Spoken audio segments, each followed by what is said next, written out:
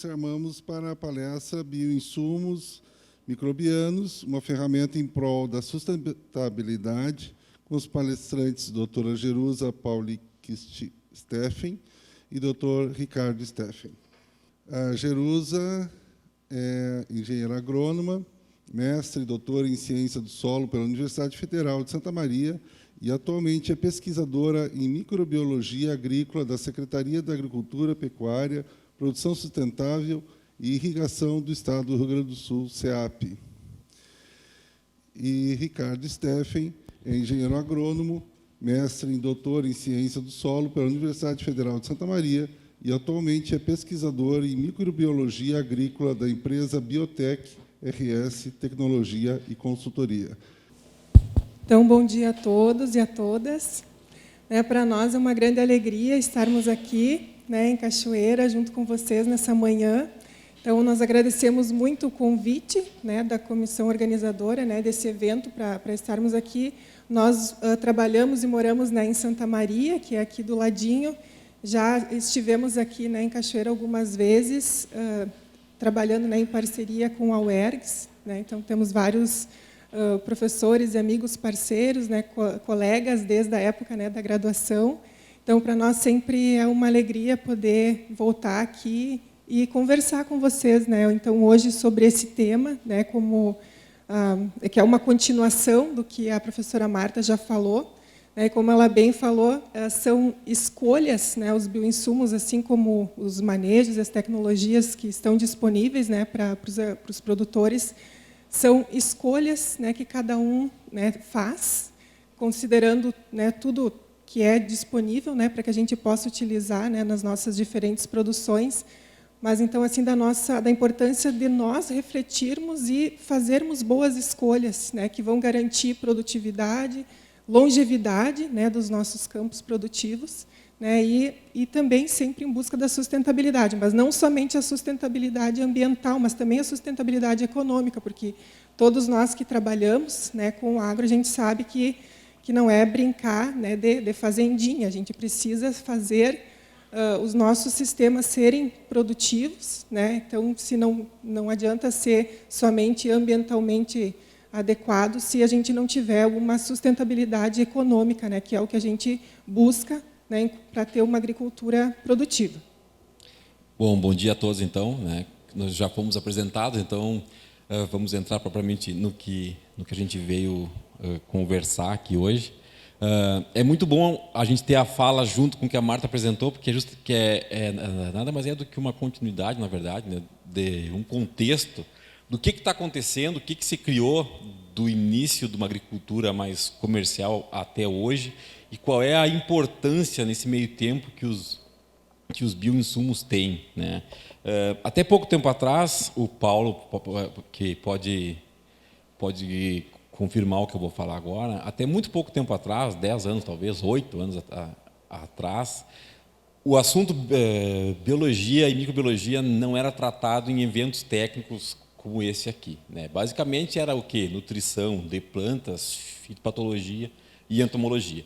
Biologia e microbiologia estava lá, dentro das universidades, instituições de pesquisa. Mas nesse tempo aí, 8 anos para cá, mais ou menos, no Brasil, que você colocou luz em cima disso, e que está muito claro que a melhoria desses sistemas produtivos necessariamente, obrigatoriamente, tem que passar pela compreensão das questões biológicas e microbiológicas para ajuste fino de propriedades que já têm uma qualidade bastante interessante e para uma mudança radical de manejo que tem que ser adotado em muitas áreas, na grande maioria das áreas de todo o país, que usam um manejo com tecnologias que não estão muito bem inseridas nessa questão de agricultura regenerativa, que é o que estamos vivendo hoje. Então, no Brasil, conforme foi evoluindo a agricultura, que foi se colocando nomes. A agricultura 1.0, 2.0, o que é isso?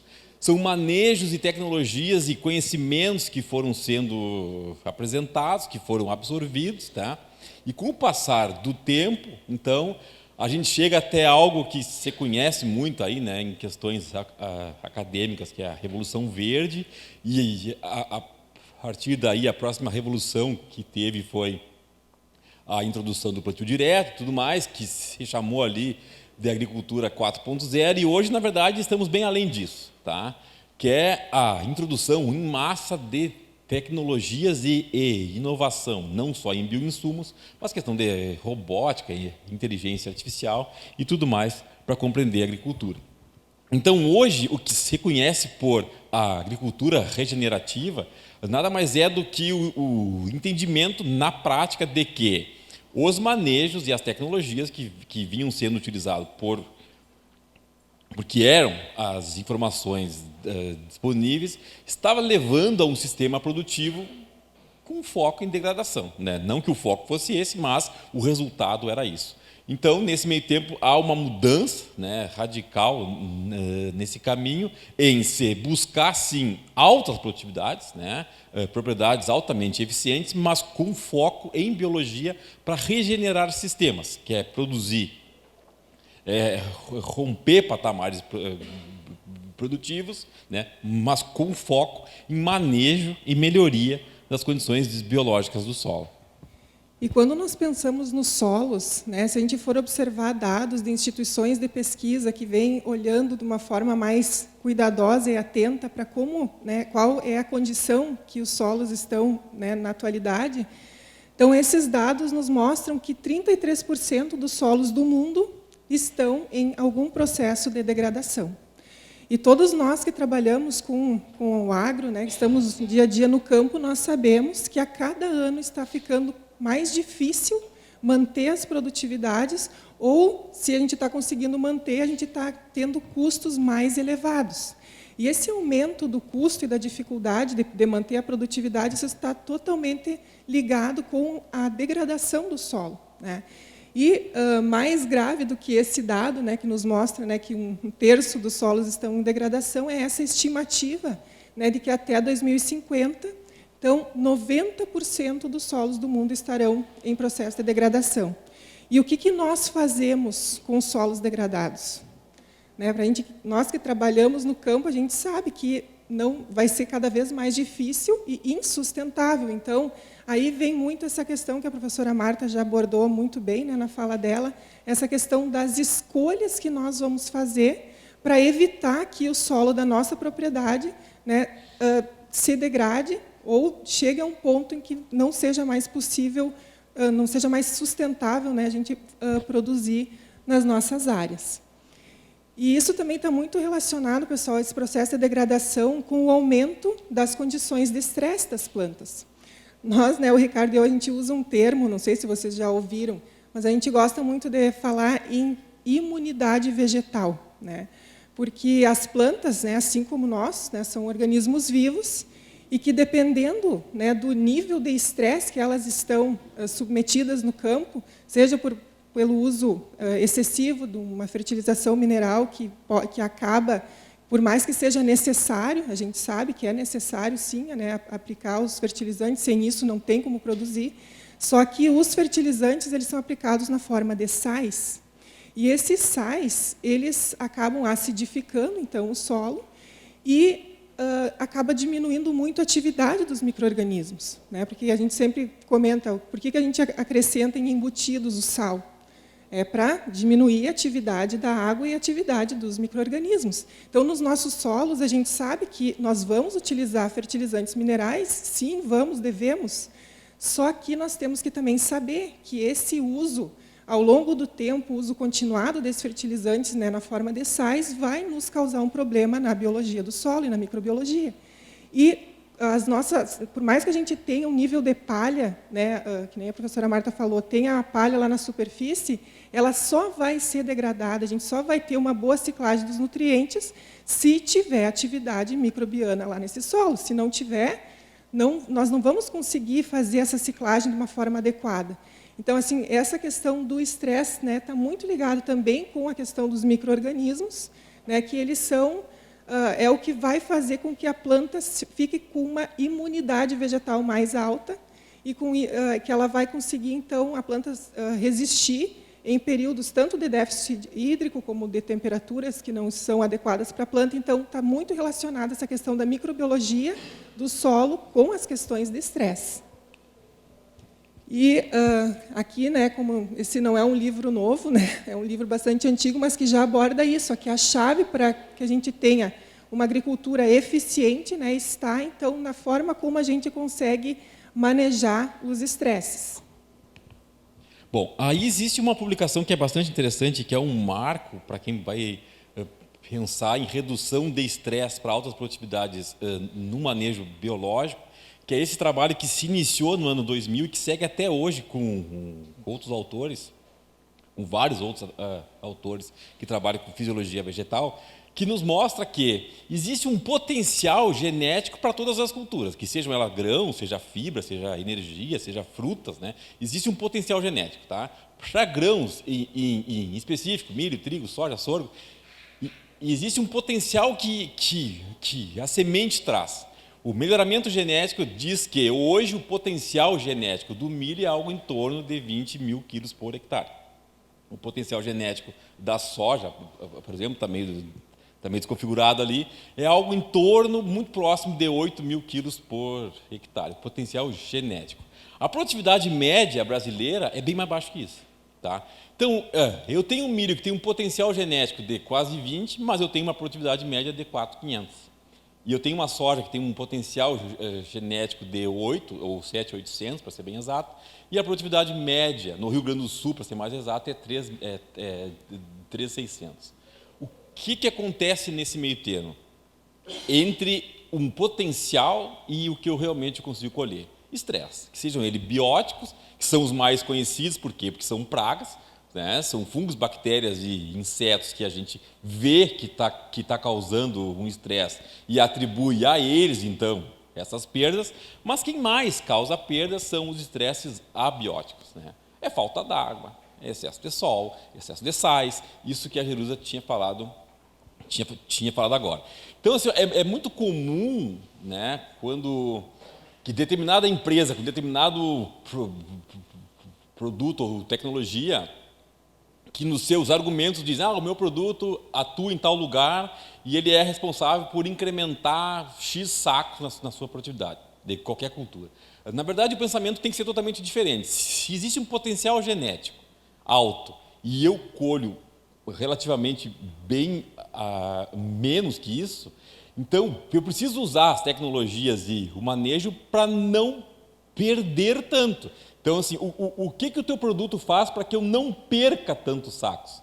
E não com que eu vá ganhar tantos sacos. Se tem um potencial de 8 mil quilos na soja e eu colho 3, o que o teu produto faz, o que a tua tecnologia faz e o teu manejo faz com que eu não perca tanto e consiga chegar mais, então, perto do potencial produtivo. Em qualquer cultura que você vai executar, que desde o momento que tu inicia a colheita, que tu inicia o plantio, né, antes disso até lá, a sua colheita, existem vários fatores que têm que ser pensados e manejados da melhor forma possível para que eu não tenha, então, um agravamento dessas perdas que os estresses causam. Só que a gente sabe que nesse contexto todo, que vão ocorrendo alguns equívocos, né, que vão fazendo com que a minha qualidade biológica do meu sistema ela vá caindo. Redução da diversidade vegetal, que é justamente isso que a Marta está falando aqui, ou seja, que de uma diversidade de plantas que eu posso utilizar, basicamente eu uso sempre as mesmas culturas econômicas e as mesmas plantas para rotação, o que limita muito a diversidade biológica em termos de exudatos radiculares que esse solo vai ter, limita, por consequência, a diversidade microbiana que vai habitar esse solo. E os erros seguem seguindo, um sistema plantio direto com uma qualidade muito baixa.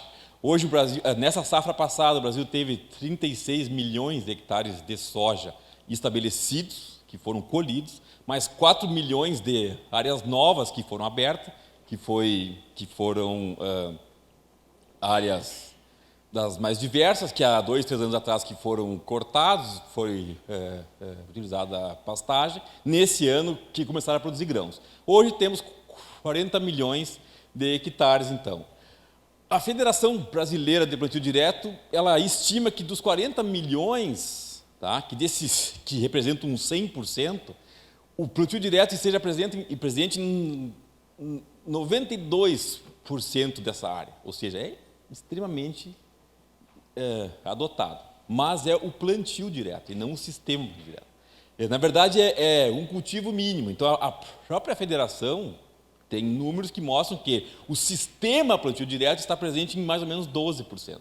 Então, quer dizer, que a grande maioria entende que está em um manejo de plantio direto. Na verdade, é simplesmente um cultivo mínimo, porque não retira a palha e não dá a mínima condição para que os sistemas biológicos possam se desenvolver.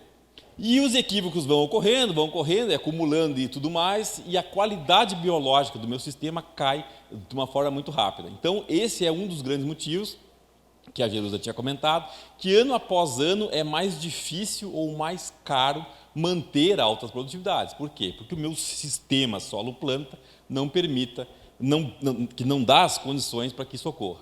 O grande exemplo disso, tá,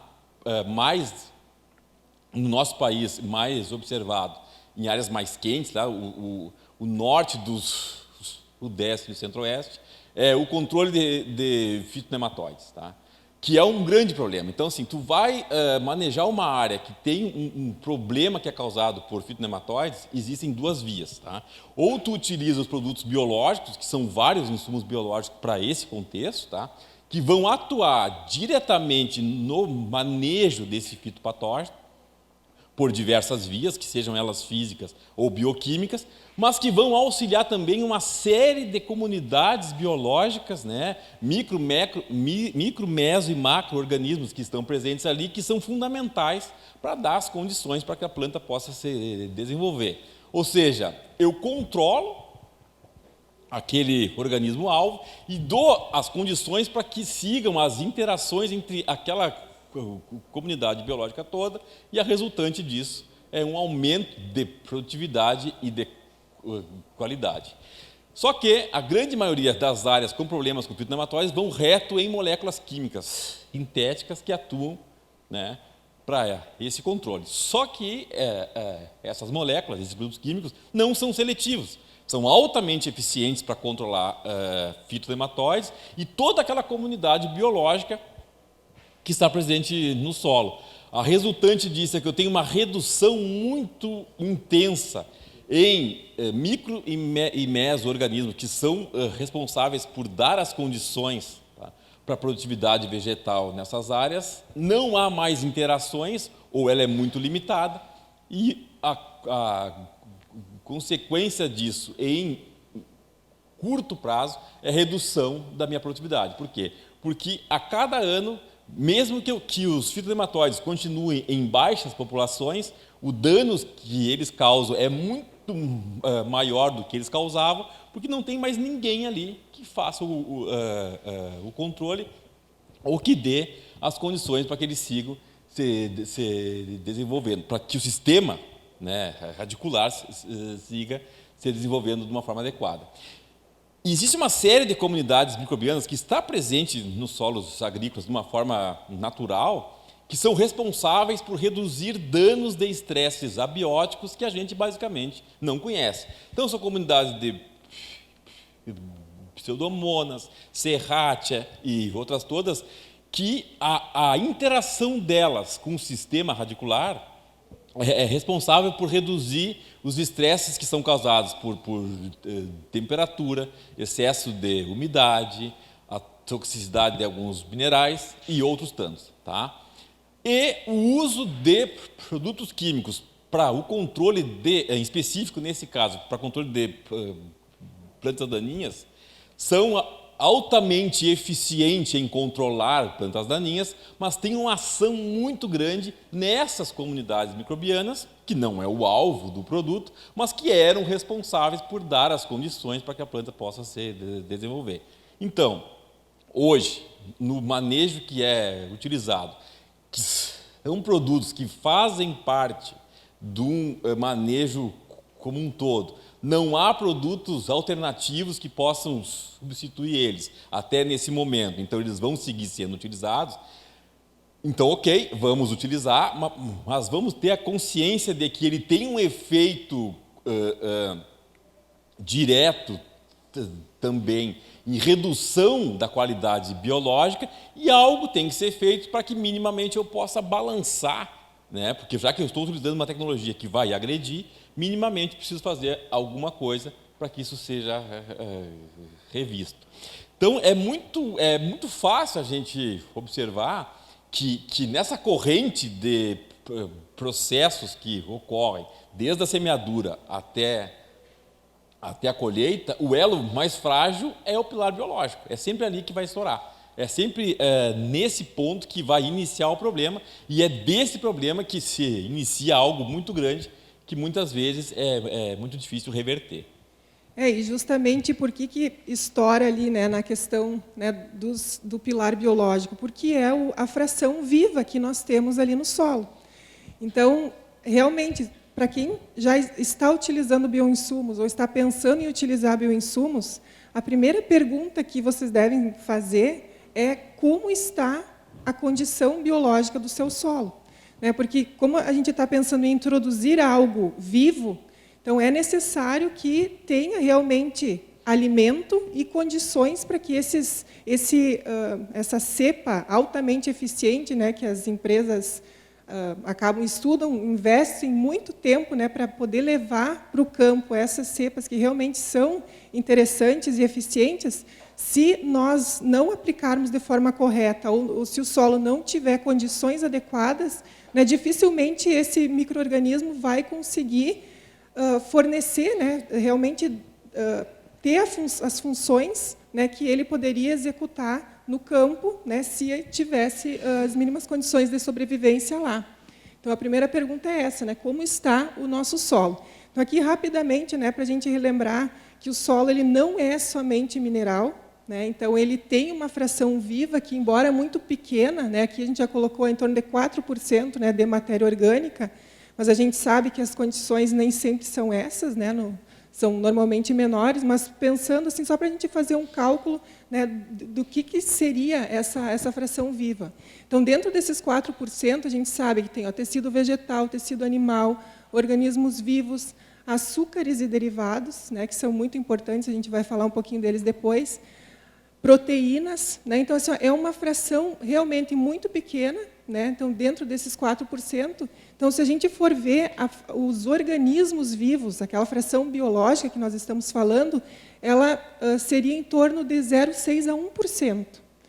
Então a gente pode pensar assim, mas será que eu preciso pensar em ter manejos, né, biológicos que vão estimular, que vão garantir, né, esse 1%, né, do conteúdo total, né, do meu solo?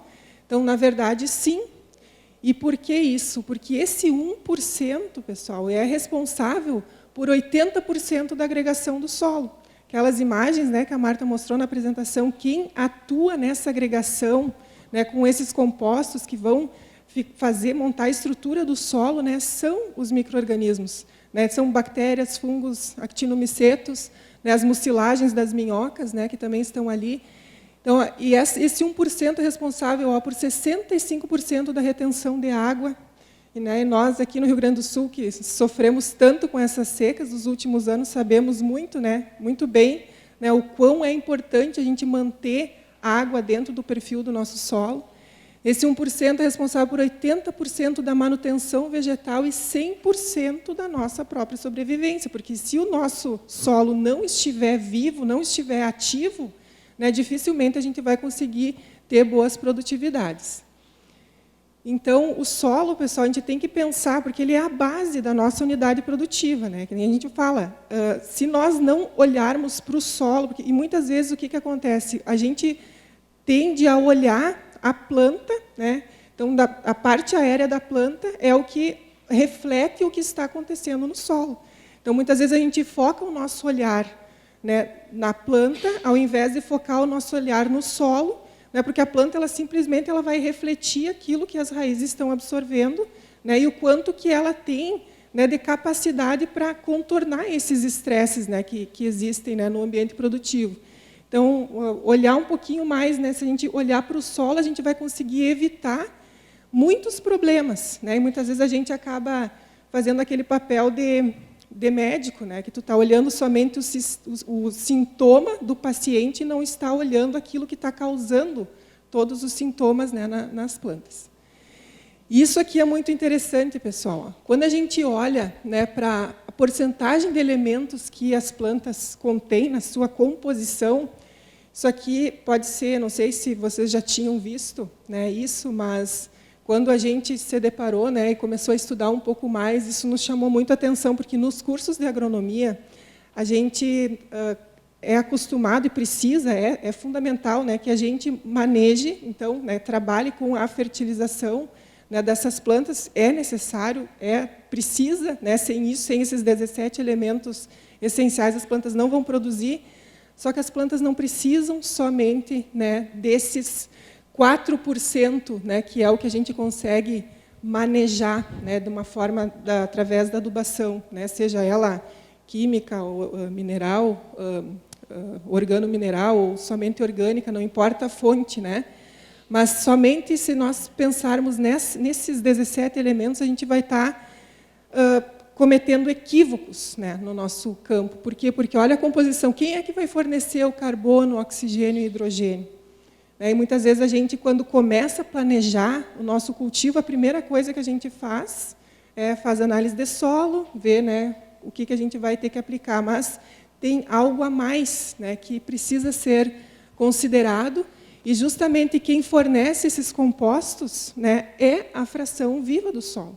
É aquele 1% que muitas vezes a gente acaba desconsiderando, né, nos nossos manejos.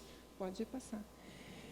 Por quê? Porque se a gente for olhar bem de pertinho quais são as demandas dos sistemas produtivos, né, obviamente a gente precisa de condições ambientais adequadas, né, isso, mas o zoneamento climático nos mostra, né, o que a gente pode ou não produzir, né, em determinada área. A questão da nutrição é fundamental, não tem como a gente pensar, né, os nossos cultivos sem suprir as necessidades. Só que elas também precisam de compostos estruturais, né, que são esses açúcares, ácidos orgânicos, proteínas.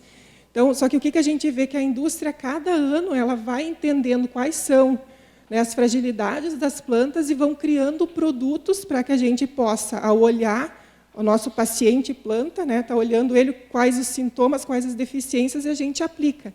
Só que, se a gente olhar para o solo, a gente vai evitar, muitas vezes, por exemplo, se o nosso solo, se tu aplicou lá um aminoácido e a tua planta respondeu, é sinal, né, de que os micro-organismos que deveriam estar suprindo esses aminoácidos, essas proteínas, então, né, para as plantas, elas não estão lá presentes. Então, é necessário intervir com um insumo externo para resolver aquele problema, né, que foi causado pela baixa atividade dos micro-organismos no solo. Bom, então, é nesse ponto que a gente precisa compreender a importância, que já é compreendida, né, a importância do manejo biológico dos solos e da introdução de bioinsumos nesse sistema para que tenhamos, então, um sistema funcionando, né, atuando de uma forma mais eficiente.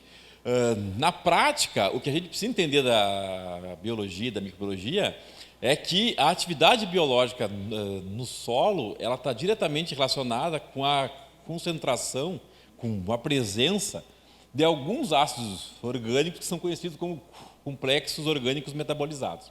O que é isso? É basicamente metabólito microbiano, né? São exudatos microbianos que são altamente necessários para um desenvolvimento vegetal de uma forma adequada. E é esses complexos orgânicos metabolizados que vão sintetizar outros compostos que são conhecidos como reguladores biológicos, que é justamente aqueles que vão promover, que tem uma ação muito relacionada com alguns fito-hormônios, enraizamento, a adaptabilidade vegetal, dar as condições para que haja simbiose entre o sistema radicular e algumas comunidades fúngicas e bacterianas para que a gente tenha aquele efeito, né, de simbiose que é tão desejado. A concentração desses reguladores biológicos é o que dá maior qualidade nesse sistema solo-planta, então. Tá? Não precisamos entender, na prática, no campo, quem são esses reguladores, nomes e tudo mais. Isso é pura bioquímica. Mas precisamos compreender que algo existe, eles existem, são altamente necessários e têm que ser preservados para que a gente possa ter, então, essas resultantes no campo. Estruturação de solo, que é isso que a Marta tinha apresentado aqui. O que aconteceu com aquele torrão ali, que tinha raízes, organismos e tudo mais? Algo se iniciou que deu as condições para que aquilo estivesse acontecendo. O que foi? Ciclos biológicos, ciclos microbianos ocorrendo de uma forma mais intensa e com maior eficiência nesse sistema, que mexe com estruturação, com mineralização, com atividade rizosférica, que é ponto fundamental, ciclagem de nutrientes, biorremediação e bioproteção, que é o que a grande parte dos bioinsumos fazem, ou seja, utilizar um organismo vivo para o controle de algo que está ocorrendo. Tá? Vão ser introduzidos nesses sistemas produtivos para atuar diretamente num alvo que se pretende, mas a gente sabe que por trás disso que tem toda uma relação desses micro-organismos com qualidade biológica, porque eles vão interagir também com outras comunidades microbianas que são altamente interessantes. Se eu tenho uma maior simbiose microbiana, a consequência direta disso o que é? Reduzir estresse. Bióticos e abióticos, que é justamente aquilo que no começo da nossa conversa aqui,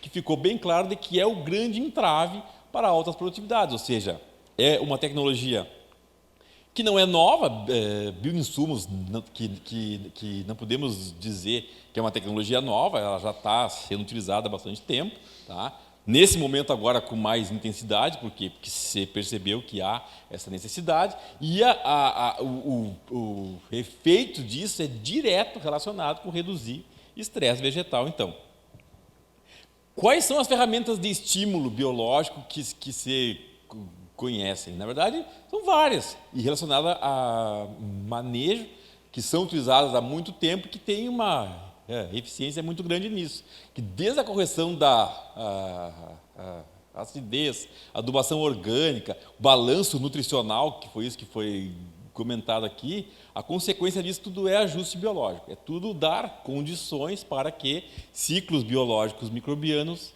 ocorram de uma forma mais eficiente. Então, não é de hoje, né, que a pesquisa e o campo sabem que o futuro da a agricultura mundial ela está diretamente relacionada com a questão da microbiologia agrícola, microbiologia do solo, né? Utilizar esse reator biológico que o solo é para garantir então altas produtividades. Em cima disso então existe uma série de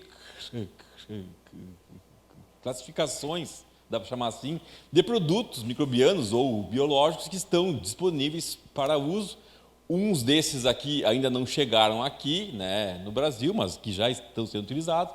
Em pouco tempo vai estar disponível para que todos possam utilizar, né, e ver os seus efeitos. A grande ação disso tudo ou é os biodefensivos, que é o que mais conhecemos hoje, né, mas inoculantes, também, muito conhecido, os ativadores e os repositores, ou seja, estimular aquelas comunidades biológicas nativas do solo e que são mais eficientes, tá?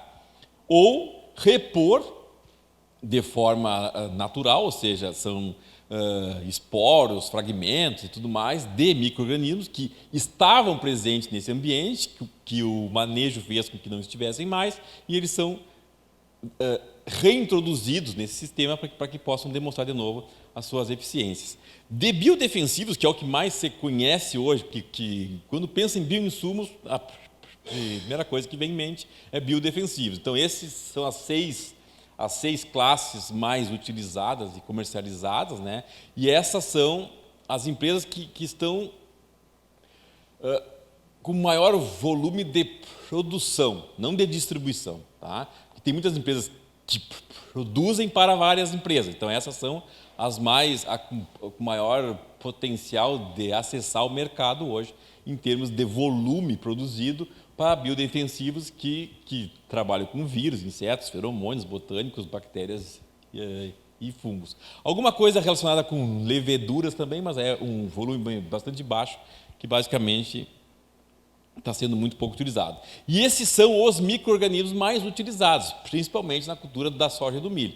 Então, a grande maioria do mercado de bioinsumos no Brasil utiliza basicamente esses agentes aqui: tricoderma, bacillus, baculovírus, rhizaria, metarrhizium, e assim vai. Não sei se queres comentar algo. Não, até em função do nosso tempo, né, a gente gostaria de comentar um pouco sobre cada um, né, desses agentes, né, seja de controle biológico ou de promoção de crescimento. Mas, considerando aqui, né, a nossa região e o que está mais sendo utilizado e falado no momento, então a gente escolheu 3, né, desses micro-organismos. A gente vai falar um pouco, mostrar resultados sobre o tricoderma, sobre o azospirillum, falar um pouco sobre o bacillus também e mostrar alguns resultados sobre micorrizas, né, para que vocês possam, acredito que vocês já ouviram falar, sejam usuários, né, desses agentes, né, de controle ou promoção de crescimento. Então, a gente vai falar um pouquinho, mostrar resultados, né, escolhemos alguns dentro desse grupo grande, né, que já existe, que está disponível aí para a gente utilizar, e focar um pouquinho mais neles. E já que o nosso assunto, a gente não trabalha com comercialização de insumos, mas já que o assunto era bioinsumos, tem que trazer um pouco o que está acontecendo no mercado nacional em termos de bioinsumos. Então, hoje, né, que eu comentei para vocês, a área que foi cultivada com soja, essa safra passada, né, 40,9 milhões de hectares, dessa área, 8,5 milhões utiliza algum insumo biológico. Tá? Ou a interação entre várias, ou que pelo menos um insumo biológico no manejo das plantas. O milho, de 21 milhões de hectares, algo em torno de 3,6. O feijão, 532 mil hectares utilizam algum bioinsumo. E o algodão, 195 mil hectares, que são as 4 culturas que mais utilizam bioinsumos no país, que movimentaram algo em torno desses valores aqui em milhões de reais, nessa safra agora. Tá? Essa safra que se encerrou, safra de verão, né, que se encerrou agora. Tá? E tem uma projeção muito interessante de que isso já explodiu e vai seguir de uma forma quase que exponencial até lá por 2030, que é o que as previsões mostram. Então, quer dizer que tem muita área, né, que não utiliza, que vai passar a utilizar por diversas razões, por pressão de mercado, pelo conhecimento de que realmente tem uma eficiência muito interessante, e por outros fatores mais aí, né, pela própria eficiência que o manejo tem. Isso que a Marta disse, que a Jerusa disse, que é bastante interessante, que não importa, que não é só entender, bom, a partir desse momento eu vou utilizar produtos biológicos porque compreendi, que é bastante interessante, bastante eficiente e eu vou passar a utilizar. Na verdade, que tem que ter mínimas condições para que aquilo seja realmente eficiente. Tá? A gente sabe que a grande maioria dos insumos biológicos disponíveis são altamente eficientes. Por quê? Porque as biofábricas têm um investimento muito grande nisso, em selecionar o micro-organismo que vai ser levado. Mas, na hora que tu utiliza, existem várias perguntas ali que tem que ser respondidas para que aquilo realmente seja eficiente. Não é raro, é comum, na verdade, a aplicação de produtos biológicos junto com a cauda de herbicidas, por exemplo. Tá? E a recomendação de próprios distribuidores. Dependendo o micro-organismo que está ali, a eficiência disso é zero. Tá? Não é baixa, é zero. O que tu está fazendo é aplicando carbono. Tu está aplicando bicho morto. E no final tu vai dizer, apliquei produto X, na verdade não funciona, é uma porcaria, não sei o quê. Na verdade é altamente eficiente, só que o teu manejo é totalmente equivocado. Né? E são conhecimentos que não chegam no campo por algumas razões também, ou por desconhecimento, ou porque o manejo ele é um pouco diferenciado, tem que aplicar o produto de repente isolado ou misturado a alguma molécula química que não vai causar agressão, tudo mais. É isso, porque quando nós nos propomos, né, falo nós enquanto produtores, né, quando a gente se propõe, então, a utilizar um bioinsumo, a primeira coisa que a gente tem que pensar é assim, ó, que o bioinsumo não é uma molécula química, né, ele é algo vivo que está ali e que, para eu ter o retorno esperado, né, então eu adquiri uma tecnologia, eu vou aplicar ela lá no campo. Eu só vou ter o retorno se aquele agente conseguir, além de chegar vivo no solo, né, ou na planta, dependendo do alvo, né, de cada micro-organismo, então, além dele chegar lá, ele tem que encontrar condições para que ele possa sobreviver e se multiplicar. Porque se ele não conseguir ficar vivo no ambiente, eu coloquei dinheiro fora. E daí eu não vou ter o retorno do meu investimento, eu não vou ter o benefício, vou queimar a tecnologia, né, e vou perder uma grande oportunidade de estar melhorando o meu sistema. Então, assim, ó, um bioinsumo não é, né, a gente não pode tratar ele. Então, desde o momento que tu adquire ele, não vai deixar no sol, como eu posso deixar um herbicida, um inseticida químico. Então, assim, ó, todo o cuidado com, né, o bioinsumo é diferente do que se eu tivesse manipulando, né, uma molécula química, né, que não está carregando ali nada de vivo. Não é o nosso objetivo hoje isso, mas assim, para que fique no ar, assim, tá? Existem muitas informações técnicas de manejo que são essenciais para que isso tenha eficiência, né? Uma questão é essa: o que tu vai misturar, quem com quem, né? Outra questão, hora que tu pode aplicar. É comum tu aplicar produto biológico às 2 da tarde com 36 graus, entendeu? Já matou, tá? Ele cai no alvo morto. Tá?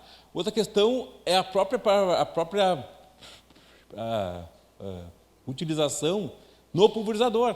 Existem autopropelidos que trabalham com uma pressão, né, maior do que a resistência da membrana celular do organismo. Então, quer dizer, tu está aplicando bicho morto por rompimento de célula. Né? E ninguém fala disso, ninguém mostra nada disso. Né? Não é assunto, mas que tem que ser entendido. Opa, tem um ajuste, até impressão, que eu preciso trabalhar para que eu não rompa a célula, né, e que possa ter uma eficiência. Um dos assuntos que a gente tem que falar aqui, quando fala em bioinsumos, é de fungos micorrízicos. Tá? Não que vá utilizar bioinsumo, um produto biológico à base de propágulos micorrízicos. Por quê? Porque isso é extremamente raro e os que têm, a grande maioria, tem uma eficiência que não se conhece muito bem. Mas qualquer outro produto biológico tem uma resultante aqui também. Por quê? Porque vai melhorar o sistema solo. E se melhorar o sistema solo, que vai acontecer aquilo que a Marta tinha mostrado. Por quê? Porque tem um incremento em porcentagem e atividade micorrízica por consequência de melhoria dos ambientes solos. O Paulo está aqui, não deixa eu mentir sozinho. Se tu trabalhou com biologia e a consequência é um aumento da atividade micorrízica, onde tu vai chegar é a produtividade, tá? Porque é um fungo extremamente relacionado com a adaptabilidade vegetal. Até no caso da cultura da soja, né, onde existe o maior sucesso, né, do uso, né, de um micro-organismo que causa um benefício fantástico, né, tanto da parte econômica quanto ambiental, né, que são os risóbios. Então, até mesmo a fixação biológica de nitrogênio, ela tem uma relação íntima com a presença de fungos micorrízicos. Então, se a planta não estiver antes de formar o nódulo, a soja ela vai formar, né, se ela formar essa associação micorrízica, né, com fungos micorrízicos do solo, a nodulação vai ser muito maior. Então, assim, porque os micro-organismos eles se ajudam, né? Eu brinco, assim como nós gostamos de viver em comunidade, os micro-organismos também. Então, quanto maior a diversidade de micro-organismos existentes no solo, melhor é para que ocorram essas interações. Bom, então, assim, um gráfico muito interessante. Isso aqui são vários trabalhos que a gente gera, mas que mostram coisas muito interessantes. Que o incremento em porcentagem de colonização micorrízica de qualquer manejo, em comparação ao manejo testemunha, ou seja, utiliza um manejo, utiliza uma tecnologia, utiliza um produto que em algum momento vai estimular a questões micorrízicas, a relação é direta com o incremento de produtividade. Tá? Na soja, que é uma cultura que incrementar em produtividade por questões biológicas não é relativamente fácil, tá? A questão de estímulos micorrízicos, a gente consegue, em ensaios de campo, incrementar em quase 20% em produtividade na soja, que é algo fantástico, sabe? Se tu tem uma tecnologia que incrementa 3%, 4%, 5%, é um produto que vende sozinho.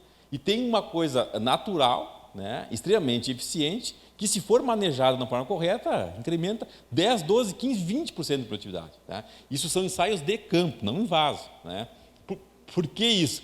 Porque existe uma relação muito direta entre a presença e a colonização de fungos micorrízicos com a eficiência fotossintética, por um exemplo. Tá? Incrementando em colonização, tu incrementa diretamente em fotossíntese, que é o quê? É basicamente enchimento de grão, que para algumas culturas, em especial a soja, é justamente o que a gente precisa. Então, ensaios de campo mostra que incrementou em porcentagem em cima de uma testemunha, tá?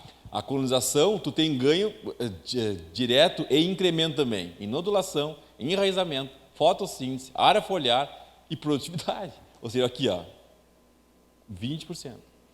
Ensaio de campo. Ensaio de campo em área comercial. Tá? Não parcelinha que tu pode estar o dia inteiro em cima olhando. Áreas comerciais, áreas maiores que mostram que isso é possível sim.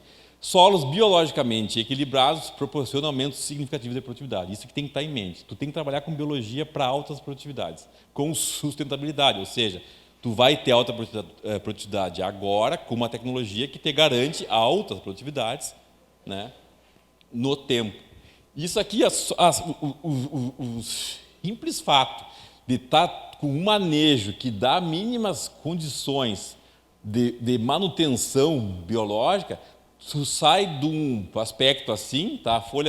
A soja está lá chegando em V5 aqui, tu tem mais ou menos 25 graus de abertura ainda, ou seja, não fechou ainda a entrelinha, e no manejo que tu tem uma manutenção biológica, tu praticamente fechou. Tu tem área foliar, tu tem uma planta com desenvolvimento muito maior. A resultante é isso aqui. Tu pega um segmento de uma raiz aqui, nesse caso milho, que está em solos que não estão em manejos biológicos, de manutenção e de introdução de bioinsumos, e raízes que estão em ambientes que nós chamamos de uma agricultura regenerativa, ou seja, tem uma simbiose fúngica aqui extremamente eficiente em buscar água e nutrientes para essas plantas e reduzir de uma forma significativa estresse abiótico, nesse caso falta d'água.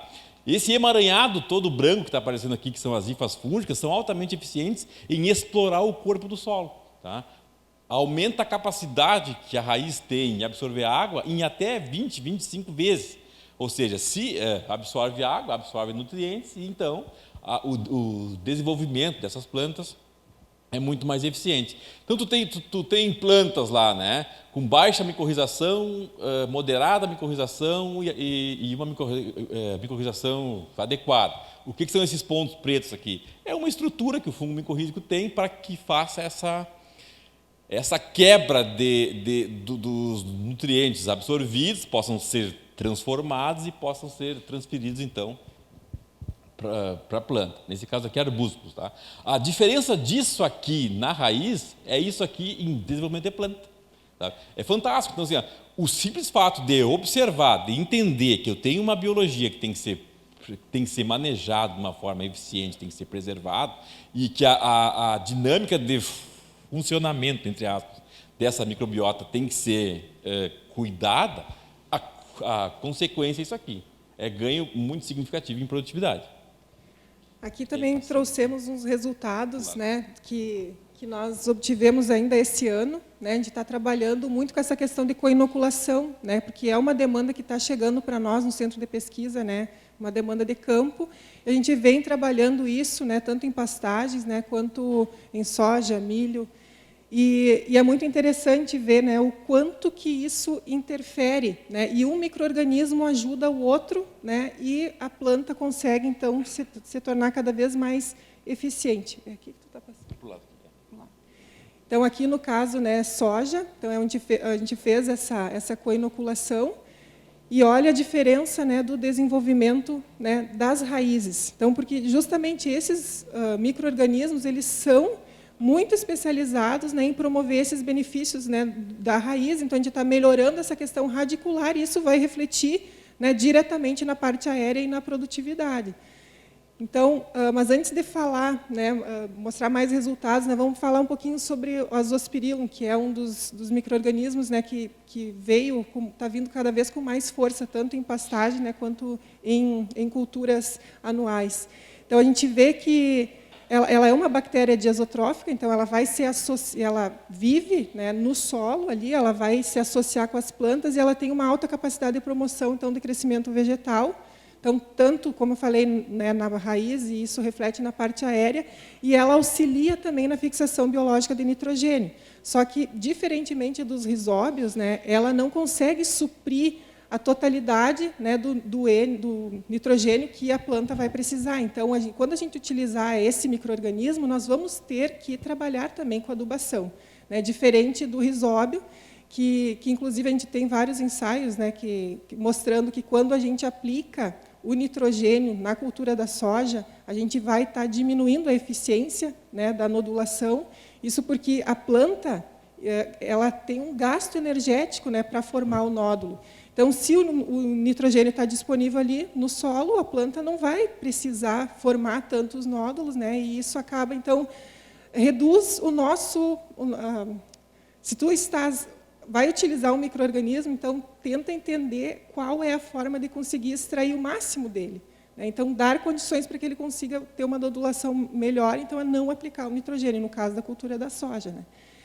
Mas, então, falando do Azospirillum, né, que pode ser utilizado em conjunto, né, com o rizóbio. Então, é uma bactéria não patogênica para o homem, mas altamente benéfica para a planta. E ela pode ser aplicada tanto em leguminosas quanto em gramíneas, né? E esses são todos os benefícios que ela vai promover. E nos nossos ensaios de co-inoculação, a gente observou assim, um aumento muito significativo do tamanho dos nódulos quando a gente utiliza a co-inoculação. Então, é uma prática, às vezes os produtores chegam até nós e perguntam assim, mas não vai interferir se eu colocar, né, utilizar os dois bioinsumos? Na verdade, não, tu não vai ter prejuízo, né, e vai conseguir ter, então, nódulos maiores, né, quando utilizar essa parceria, né. Eu já tinha, né, me adiantado um pouquinho, né, mas explicando essa questão, né, são bactérias, né, dos dois, né, tanto o rizóbio quanto o Azospirillum, só que enquanto que um supre toda a demanda de N, né, a outra bactéria não supre. Aqui também, olhem a diferença, né, pessoal? Não preciso nem dizer nada, né, o quanto, né, de benefício que a gente vai ter, né, ao utilizar, né, esses micro-organismos, né, colocando eles no solo. Então, olha o tamanho, a diferença, né, do tamanho dos nódulos aqui só do rizóbio, né, e quando a gente coloca, então, o Azospirillum na co-inoculação. Aqui também a gente fez uma avaliação da eficiência dos nódulos, né, em cada um dos tratamentos. Então, onde tem ali o controle, não foi utilizado, nós não utilizamos uma estirpe comercial, um bioinsumo, mas formou nódulos também. Por quê? Porque o solo tem algumas bactérias nativas, né, que vão se associar com a cultura. Então, não quer dizer que, se você não utilizar um inoculante, você não vai ter nódulos, né, na sua soja. Vai aparecer. Só que o que a indústria faz, né? Quem trabalha com essas estirpes e vem investindo, né, cada vez mais, né, para que o produtor tenha essa ferramenta disponível, então trabalha com seleção daquelas estirpes que são mais eficientes. Então, você está pagando por uma tecnologia, mas que realmente vai lhe dar um retorno a um custo baixo, porque, se a gente for ver, o preço do inoculante é mínimo, né? E, no caso da soja, que fornece, supre todo o nitrogênio que a planta precisa, então, com certeza, é uma economia muito grande, né, que a gente faz com de fertilizante, né, ao utilizar esse bioinsumo. E, no caso aqui, quanto mais rosa, né, a gente vê, já dá um indicativo de que o nódulo está mais ativo. Mas, em números, quando a gente faz, né, essa avaliação, né, enzimática, no caso aqui, né, nodulina, que é a leg-hemoglobina, né, por isso que dá essa coloração avermelhada dentro do nódulo, a gente vê, né, o quanto que nós podemos incrementar ao utilizar o bioinsumo, ao invés de não utilizar, mesmo tendo a nodulação, aquele nódulo não vai ser tão eficiente, né, quanto o nódulo formado a partir, né, do uso do inoculante. A gente quis trazer também alguns pontos, né, mais pensando aqui na região, né, que tem, né, muito arroz e também o milho, então, trazer para vocês assim, o que mais ou menos os trabalhos vêm mostrando, né, de incremento. Claro que tem áreas que conseguem ainda mais, né, do que 9 sacas de incremento pelo uso, né, dessa tecnologia. Mas, em média, né, fica entre 5 e 9 sacas, né, de incremento produtivo quando é utilizado tanto o bioinsumo, né, no caso aqui o azospirillum, mas associado com adubação, né, não pode descuidar no caso, né, dessa bactéria. E quando a gente vê aqui a questão do investimento, né, fica muito claro, né, o quanto que é uma tecnologia barata e que vai ser altamente eficiente, né? Então, na questão da sustentabilidade econômica, não somente pensando na sustentabilidade ambiental, mas na sustentabilidade econômica, né, para o produtor. Então, é uma bactéria que pode ser aplicada de diferentes formas, né? Então, tanto no tratamento de sementes, quanto no momento da semeadura também introduzir no sulco. O que vai mudar ali, a questão do custo é em função da dose, né? Que no TS a gente utiliza uma dose um pouquinho menor. Então, em gramas ou em ml, porque tem disponível já, né, tanto em pó quanto líquido. E, no caso de aplicação foliar, o que é muito importante a gente ter em mente é que o azospirillum ele precisa chegar no solo. Então, eu preciso produzir um volume de cauda que vai possibilitar que eu estou aplicando nas plantas, na parte aérea, só que essa cauda ela tem que chegar no solo, porque é lá que a bactéria vai se associar com as raízes. É a mesma coisa com o tricoderma, né? Quando a gente aplicar a tricoderma, via parte aérea, nós temos que fazer com que chegue no solo, porque o fungo, né, tricoderma, ele vive no solo. Se ele não chegar lá, ele não vai conseguir se estabelecer e promover todos os benefícios. Então, no caso aqui, para a gente ver, no milho e no arroz, olha esses exemplos, né? Se eu tenho, né, um incremento, pensando ali que era de 5, né, a 9 sacas, vamos pensar em 5. Se eu tenho um incremento de 5 sacas por hectare, então o meu custo vai ser, eu vou ter um rendimento a mais de 250, né, por hectare. O meu investimento, pensando, né, na bactéria azospirillum, é 45, se eu for utilizar 3 doses. E olha o meu lucro, né? Então, e para o arroz, ainda maior. Então, vejam que são tecnologias que realmente vale a pena, né, investir para ter esses benefícios. E aqui, rapidamente, vou falar um pouquinho sobre o tricoderma. Eu acho, particularmente, um fungo fantástico, né, porque ele tem dupla finalidade, tanto promoção de crescimento, quanto controle biológico. Então, aqui, mostrar para vocês, rapidamente, né, o que significa eu ter esse fungo no solo e eu não ter, né, no momento que a minha planta se depara com alguns fitopatógenos. Então, claro que isso aqui são testes in vitro. E fiz alguma coisa aqui. Não, acho que eu apertei no botão errado. Aqui, voltou. Aí. Quero apontar isso. Aqui são placas de Petri, né? Nós somos microbiologistas, então toda a tecnologia antes de ir para o campo, ela passa, né, no laboratório, até as cepas, né, que hoje são comercialmente utilizadas, todo o ensaio ele nasce no laboratório para identificar se a cepa tem potencial ou não. Se ela não for eficiente, né, nem em laboratório, nem adianta colocar ela no campo. Então, aqui é um fungo, né, um isolado de Fusarium, onde ele está crescendo. Esse disquinho aqui foi o inóculo inicial que nós colocamos. Então, aqui, na ausência do tricoderma, esse aqui é o crescimento que ele tem. Mas a gente, aqui, né, o meio de cultura está sinalizando para nós o que aconteceria no solo. Esse aqui, bem à direita, é o tricoderma crescendo sozinho na placa também. Agora, olha quando a gente coloca eles para brigar mesmo, por isso que se chama confronto in vitro, porque a gente está colocando os dois, né, para ver o que acontece. Então, vejam quanto que reduz. Então, o tricoderma veio crescendo nesse sentido e o Fusarium nesse sentido aqui. Essa parte mais clara indica que ali que eles começaram realmente a ter aquele confronto, né? E o tricoderma, como ele é muito agressivo, então ele cresce de uma forma mais rápida, mas vejam o potencial de paralisar o crescimento do Fusarium. Isso acontece lá no nosso solo, né? No momento que tem esporos de Fusarium lá, e o meu tricoderma está presente, o que vai acontecer? Ele vai paralisar, né, e vai evitar que a doença ocorra no solo. Então, aqui, ó, ali era só um exemplo, mas aqui, ó, não é só um isolado. Aqui, ó, no caso, Trichoderma spireloides e aqui Trichoderma harzianum. Vejam que, independente deles terem formas, né, colorações diferentes, isso muda de isolado para isolado, mas o potencial de biocontrole existe, né? Aqui, ó, a placa, né, no inverso, que a gente consegue ver melhor, né, o quanto que, na ausência do antagonista, na ausência do tricoderma, né, o Fusarium cresce, e como que, né, o fungo de biocontrole consegue controlar. Então, quanto antes, isso é uma pergunta de quando que eu aplico, né, o tricoderma no solo? Você pode aplicar antes mesmo da semeadura da sua cultura, né, porque quanto antes você introduzir o tricoderma no solo e der condições para que ele consiga controlar, né, os esporos, né, dos fungos que estiverem lá, melhor para a cultura. E é só para Fusarium que acontece? Não, né? Para uma série de fitopatógenos aqui, claro, em função do tempo a gente trouxe, né, um número reduzido, né, de doenças para mostrar para vocês, mas aqui o coletótrico, né? Quem já teve que controlar um coletótrico no campo sabe, né, a dificuldade que é. E vejam, né, novamente o potencial que esses isolados têm, né, de controlar esse fungo ao longo do tempo. Aqui mais um resultado para a alternária.